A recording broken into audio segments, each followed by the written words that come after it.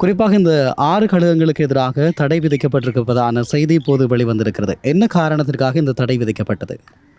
உண்மையிலே நான் இப்போ 2-3 நாட்கள் முதல் தான் இதை பற்றி கேள்விப்பட்டேன். கடந்த வாரம் தான் யாழ் இலங்கை உதவந்தாட்ட சம்மேளனத்தினுடைய பொதுக்கூட்டம் இடம்பெற்றது, வருடாந்த பொதுக்கூட்டம். அதிலே தலைவர் அவர்களாலே 6 உதவந்தாட்ட லீக்குகள் தடை செய்யப்பட்டேன்னு சொல்லி அறிவித்திருக்கிறார்கள்.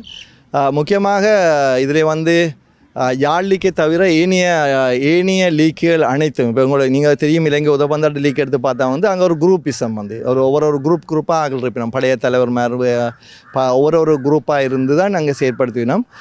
இங்கே இப்போ தற்போது தலைவராக இருக்கின்றவர் திரு ஜஸ்வர் அவர்கள், அவர் உண்மையிலே தனக்கு எதிரான லீக்குகளை தடை செய்வது தான் அவருடைய ஒரு செயற்பாடாக இருக்கின்றது. மேலே எந்த ஒரு எங்களுடைய உதவந்தாட்ட சம்மேளனத்தினுடைய அனுமதியை பெறாமல் அல்லது நிர்வாக குழுவினுடைய அனுமதியை பெறாமல் உதவந்தாட்ட லீக்குகளை தடை செய்வது அவருடைய ஒரு செயற்பாடாக இருக்கின்றது. உண்மையிலே அது ஏற்றுக்கொள்ள முடியாத விஷயம்.